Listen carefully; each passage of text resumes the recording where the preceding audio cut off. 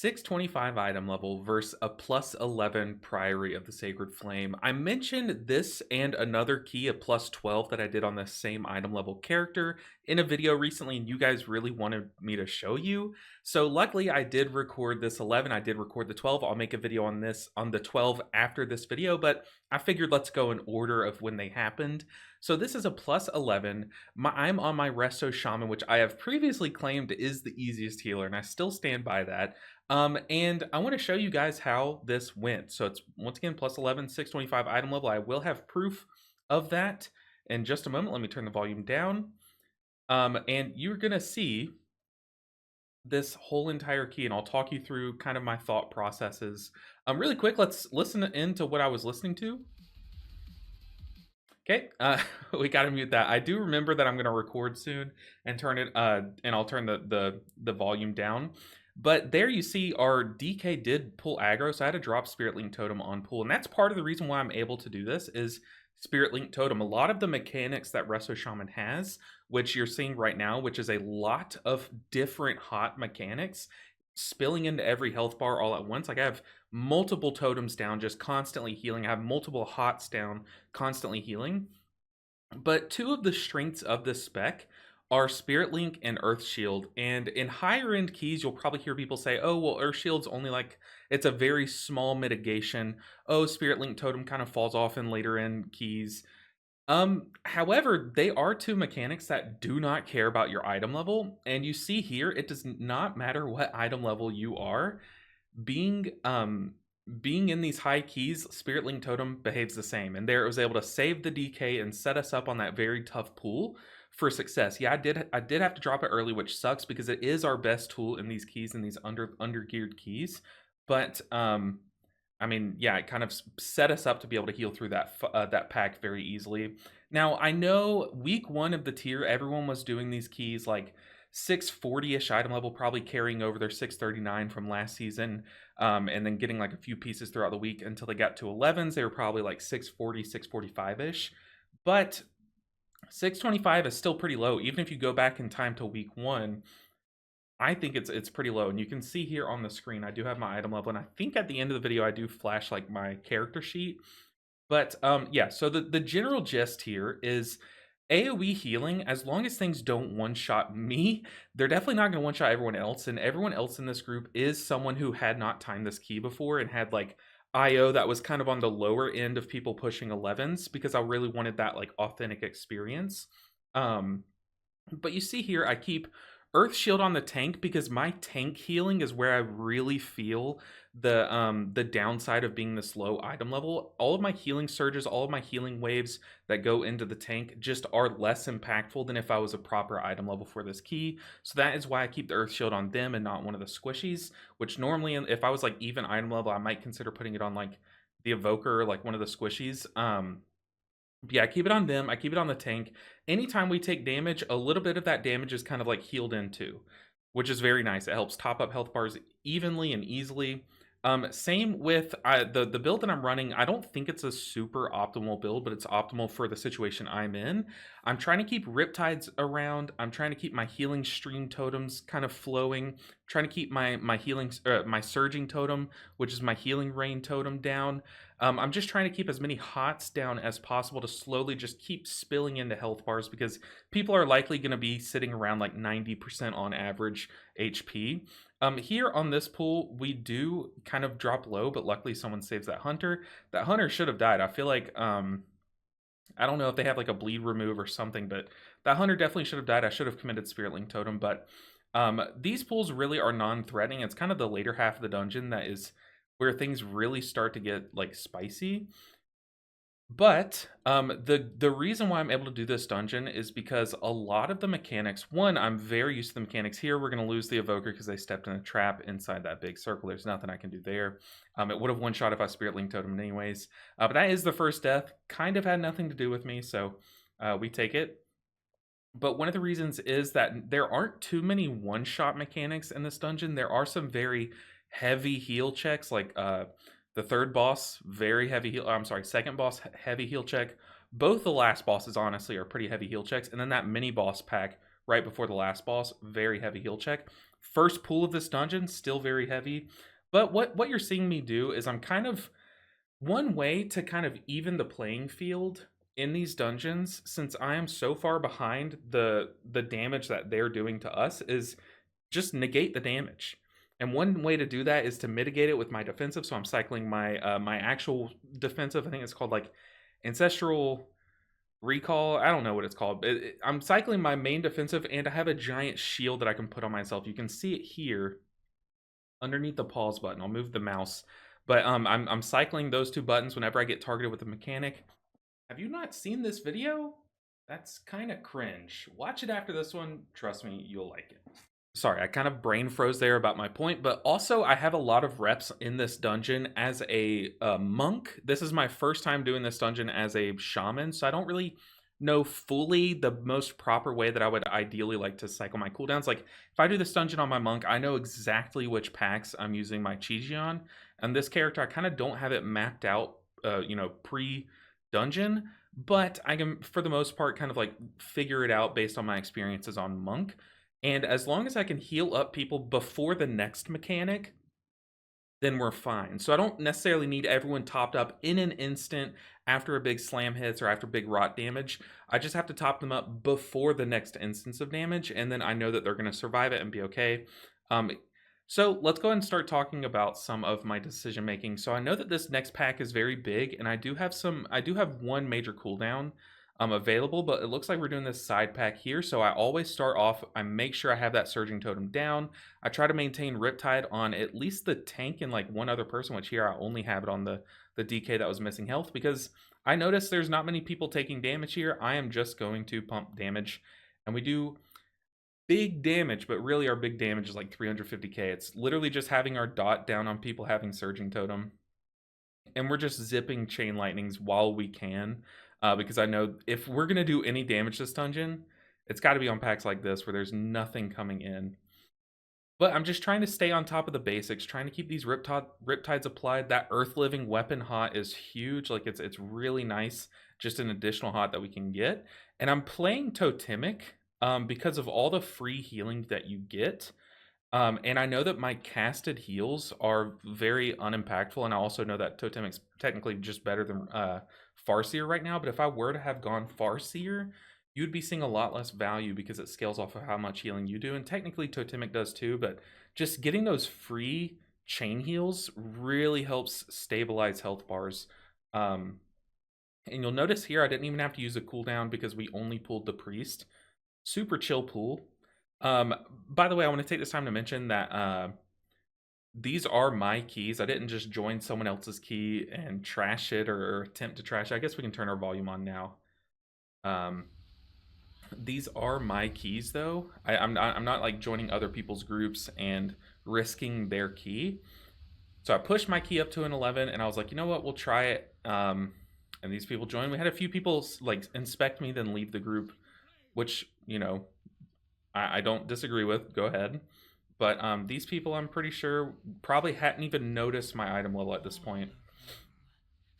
Especially since the only death we've had is due to someone standing in a trap. Also, you're seeing the affix. Yeah, this is an 11. Like I said, I do attempt 12s after this, and I'll make a follow-up video on that, where I have to be a lot more clean. Which here, it's not like I'm making like too many mistakes, but it's not like I'm doing anything super spicy. And there you see the Evoker had aggro. I'm thinking the tank popped his immunity. So if I move my mouse, the tank said my bad. Oh, I'm covering the chat, but the tank said MB.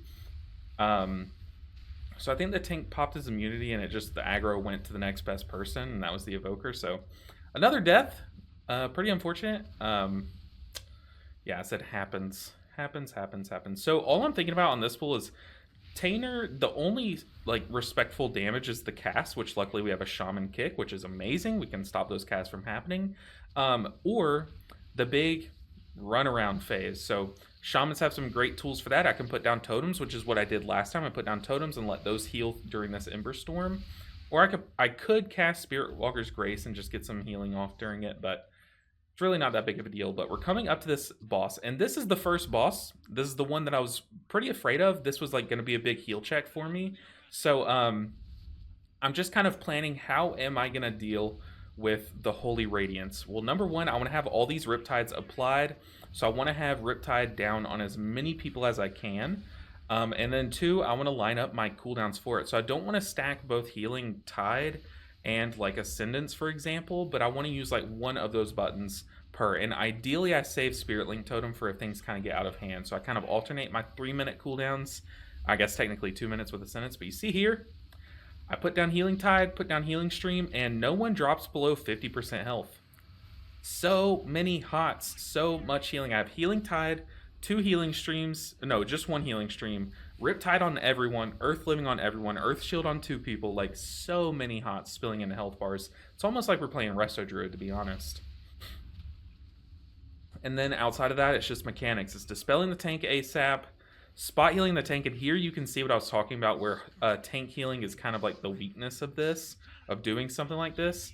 Our tank is kind of in the struggle bus, and our spot heals aren't doing that much. There you see the frontal. I honestly, still to this day, have no idea how I was in that. So it's the line. I'm right here, and I died to the line that was up here. I don't know. You know what? We take those, I guess. But as soon as I get back up, I Spirit Link Totem because our Hunter was like sub 10 HP, sub 10% HP. And so I do have to end up panic using my Spirit Link. And one thing you're probably noticing right now is our mana bar. Our mana bar is going to become a big concern because if you look over here, I only have 3 mana food. I forgot to stock up after this, and these are also outdated mana foods. Not going to make that same mistake twice, get very clear of the line. But I only have 3 mana foods. Kind of running out of mana on this fight, so I'm trying to preserve as much as I can. Drop this Healing Stream Totem as soon as it pops up. And yeah, honestly, all of these hots, all of these Surging Totems and these totems are plenty enough to heal through that. Especially if I drop them during the Holy Radiance. You get that free chain heal going through everyone.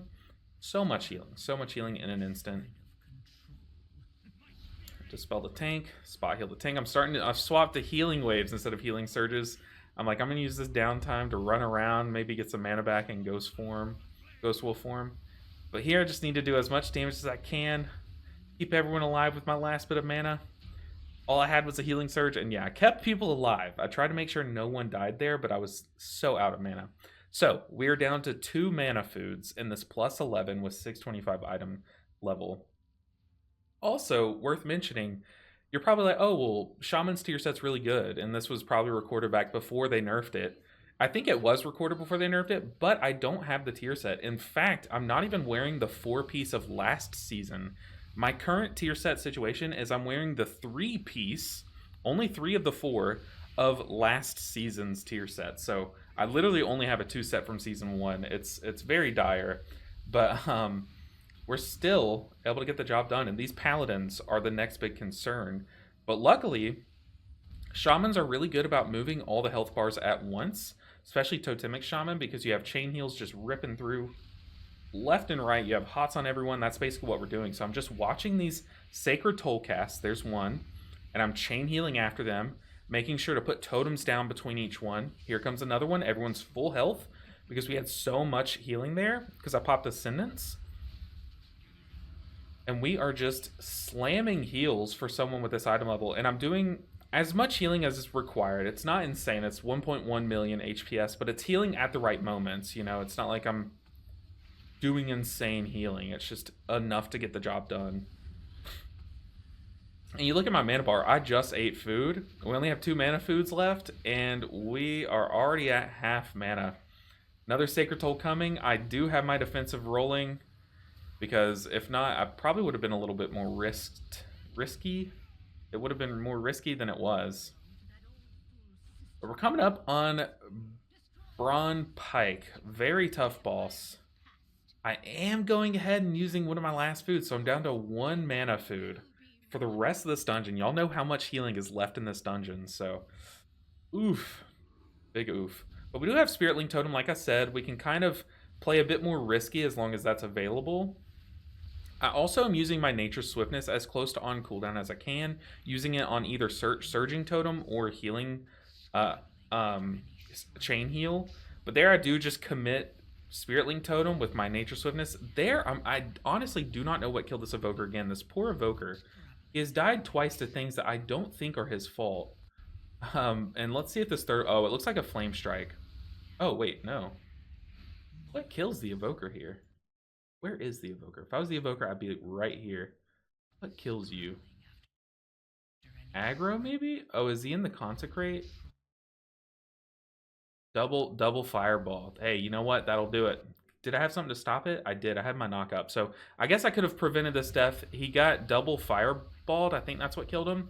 Very unfortunate, but I've been trying to cycle my CC buttons on cooldown. As a Shaman, you have a super short cooldown stun, AoE stun. It's I think it's like a minute, but you can bring it down to like 50 seconds, and then you can reduce it by 4 seconds for each target it hits, I'm pretty sure, something like that. So you can end up getting it down to something crazy like a 24-second AoE stun, which is disgusting. And correct me if I'm wrong on those numbers, but it's still, regardless of if I'm wrong or not, whatever the numbers are, they're stupid. Like, it's crazy. And then on top of that, you have an AoE either knock back or knock up, whichever one you want. You can talent either way.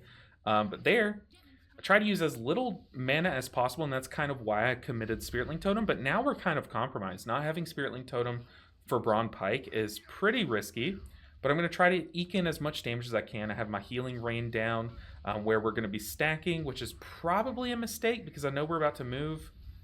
But I put down my movement speed totem, just trying to use as little healing as possible outside of the soaks. And then here, now that we have the soaks, I have double healing stream totem. I also have my totemic recall, which can give me a totem back. So I have a lot more resources than you'd think. And there, I use as little as possible. And notice, I don't spend the extra mana to top everyone up. I don't. And I am going to top up the tank because he has 3 stacks on, and that's a lot of damage. But I get everyone to where they're going to survive and where they would survive a shield drop if that were to happen. And then I stop and let my HOTS, my healing stream totems. This is kind of what I learned when I played Resto Druid, is a lot of times you're like wired to top people up between damage instances, but you really have to trust your HOTS. Like, that's a big thing on Resto Druid. And I spent a lot of time maining Resto Druid, and I've learned that in that time. So here, once again, just spot healing the tank, getting ready to move. Still, it is hard to top up this tank's health bar. Very hard to top him up. But put down my healing range where it's going to cover the soak and us outside of the soak. Keeping these earth living weapons on people. Moving out of that as fast as I can to get to the healing. And I'm noting who has the dots. It's the DK and the Evoker. So I'm starting my chain heals on them, but also I'm casting healing surges, healing waves, whatever it takes to get them topped up.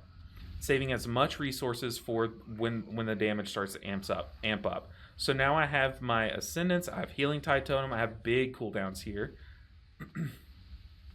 Here comes the next Pyre. Our tank going in to Chad soak it. Starting my chain heals on whoever soaks it. I think he immuned the dot, which is huge. Big props to having a prop paladin here.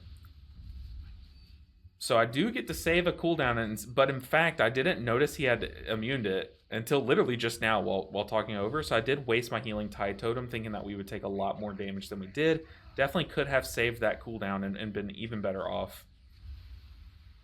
But during this downtime, before the soaks start, while the hammers push us away from melee, I am trying to eke in a little bit of damage, refreshing my dot.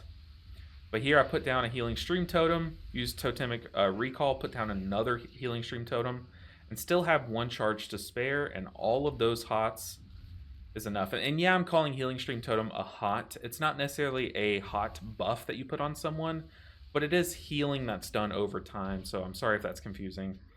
It's just how I think of it. And there I'm like, do I put down Healing Surge Totem? No, let's just try to crank damage. And yeah, Healing Surge Totem is a lot of damage, but... I'm sorry, Surging Totem is a lot of damage, but it's also a lot of mana, and I'd rather preserve that because of the situation we're in. So I'm typing will drink before mini boss. So letting them know I will try to be safe on mana, but I will need to drink before we do that giant AoE pool before the last boss. Here, once again, we have another Paladin pool. This Paladin pool is very easy. The only difficulty is that you're coming from a hard boss. So as long as you can top people up between the 2 Sager Tolls, you're fine. And there I kind of took note of how much damage everyone took from the first Sacred Toll, and my goal was just to get them above that threshold with a little bit of comfort cushion for any cast that came in. So I drop Healing Surge Totem, rip some Chain Heals through, just keeping these hots applied on people. And we're good. See, that Sacred Toll came in, Chain Heal, and my totems were able to heal people up to like 80% health, and they were just fine. And now I'm just Chain Lightning while my hots do the rest. Look at my own health bar. I haven't touched it in like 5 seconds, and we're already full health. It's crazy just how much healing over time you can have, how many you can stack on one person.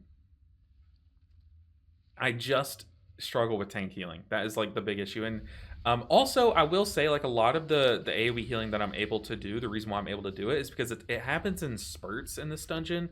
It doesn't happen constantly. Here I am dropping low. I do pop my own shield because that purification is melting me, but here comes the Sacred Toll, and if I hadn't dropped Spirit Link Totem, I would definitely have died here. So definitely a panic situation. Kind of sucks that that went on me, but you got to expect it, so I got to be able to deal with it. I didn't respect it with a defensive early enough, really. But what I was saying is, like, a lot of the damage comes in spurts, and it's very predictable. Except for, like, the first pack, a lot of random pop shots can kill people. But a lot of the damage is predictable and happens all at once, which is great because then this spec has very powerful cooldowns, like Ascendance. Oftentimes just leads to overhealing because it's so strong. But in our case, it's very good that it's that strong.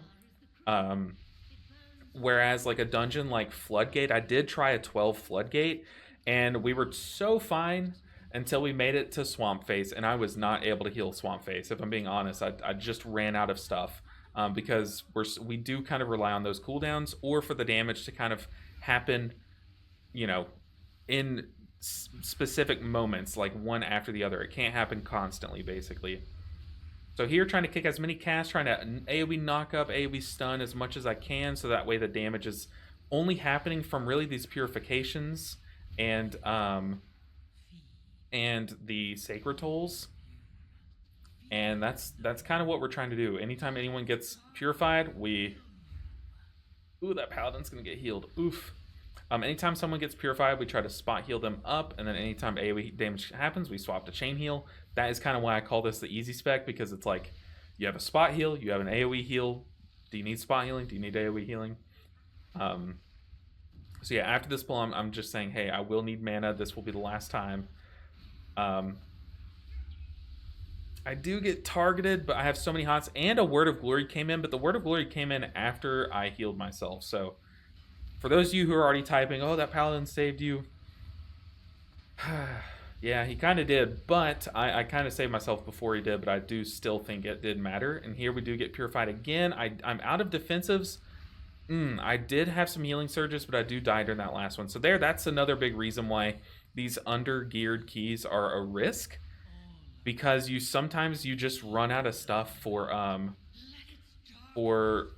when you're targeted by a mechanic. Whereas you see the Evoker kind of was able to stabilize because he has just a little bit more stats, stamina, verse, and stuff.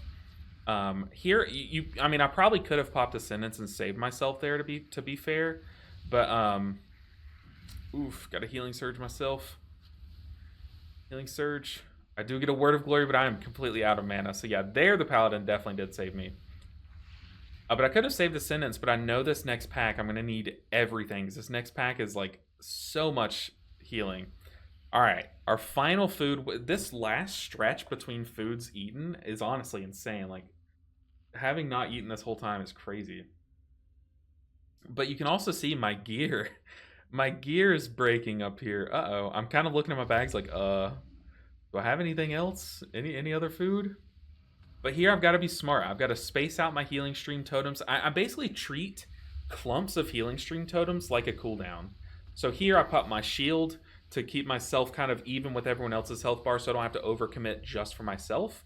But I put down my last healing stream totem, and then now I have Healing Tide. I have Ascendance rolling, which is keeping us up right now. Once that kind of fades away, we're going to drop Healing Tide and maybe Spirit Link. Just keep everyone safe. Spot healing the lowest person, and then staggering with chain heals. Doing 2 million HPS. That's what I was saying is like, Ascendance is so strong, but I think the reason why it kind of doesn't shine in hierarchies is because a lot of it goes to overhealing. Whereas here, hey, it's totally fine. Holding on to this healing tide and holding on to the spirit link. There's the oh, that was surging totem. There's the spirit link totem. Okay, now spirit link totem is crazy strong though. It's crazy. Like people will only die if they get one shot in spirit link totem. It's so good, so good, especially for this situation. And look at my mana bar. That was kind of like that pack and the boss's second phase are kind of where my mana is going to be used the most. So here I'm going to use my CC, my damage, as much as I can, trying to regain some mana. So I'm going to put down my hot. So I'm going to put down Surging Totem to kind of help with the melting damage of these health bars. I'm going to also try and stun these guys as they're about to die because the footmen do explode. However, if you have them hard CC'd, so like I think like Para I know works, leg sweep works. Here I'm putting down the stun totem as those two guys drop to like 6. Oh, it does have a delay, but it did stop one of the explosions, which probably ended up mattering.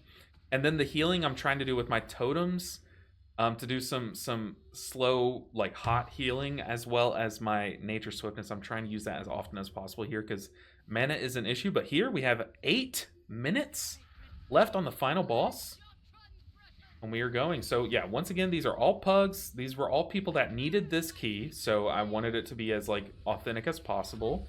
And I did attempt a 12 after this, so wait and see how this key goes, and then we'll get to the plus 12. If y'all want it to be next video, I can post the next video, but I also have some like Mistweaver raid stuff. Just let me know what you guys want to see, and that'll kind of help me decide the order. But here I'm trying to go upstairs with as much as possible, but I'm not opposed to dropping Healing Tide Totem here or popping Ascendance. However, if I can avoid it, I will. So we're just steadying health bars, trying to keep these 3 range people, myself included, in the healing rain. Trying to just stay as safe as possible. You see that Earth Living weapon, Riptide, and Healing Stream Totem, or Healing Tide, Surging Totem, all on these people. It's just health bars constantly are ticking up. As long as we keep them above death threshold, like above dying to the next mechanic threshold, then we are fine. You see there, those AoEs, they definitely hit me harder than everyone else. Healing Surge on myself just preemptively in case I do take more damage there. Chain heal. Alright, it's upstairs time. We have made it to the upstairs. Uh-oh. I kind of walked in that between the ticks of it. That was definitely way riskier than it needed to be. Here we have Ascendance. There's my Surging Totem. There's Ascendance. We're going... Ooh, this guy is taking a... He's standing in bad, it looks like, or something. Alright, we have our AoE stun down. I'm definitely going to... I ran forward trying to kite those mobs into my stun and took one too many melees. Yikes. But luckily we did have the B-res. That was a big old yikes. I could have just ran back. I don't know. I don't know what I could have done, but I tried my best to make sure they got stunned. It's just that I'm not used to that delay on the stun. So still just more reps will get me used to how to use my utility a bit better. Ooh, we had someone get stunned. We are dropping low, but Spirit Link Totem, it literally does not care about my item level. Spirit Link Totem saves this DK, and he walks out of the Spirit Link Totem and almost dies. Always stand in the Spirit Link Totem. Even if you're healthy, give your health to people that aren't. It is, like, the best spell. Once again, just keeping Healing Rain down on as many people as possible. Also trying to keep myself hotted up. Just doing as much damage as I can. Turning around for this Blinding Light. I am not taking risks. I will stare at a wall. 2%. Everyone's full health. We are out of mana. And we timed this dungeon with yellow armor, 625 item level. We got 341 because this was my first Priory on this character. 625.19 item level. I did get a main hand, so very cool. And then do I show my gear? I type 625 item level. Maybe you guys can see. Shaman do you want? So he's about to give me, I think, whatever he got. They said good luck on the 12. So here's my healing breakdown. Let's see. Do I show the character screen? Come on. That's like the good stuff. Healing breakdown, chain heal carries, but that is also chain heal from my totems being dropped. So every chain heal I cast plus my totems being dropped. So Huge chain heal, moving health bars evenly. This is a very good dungeon for that build. The chain heal ripping through.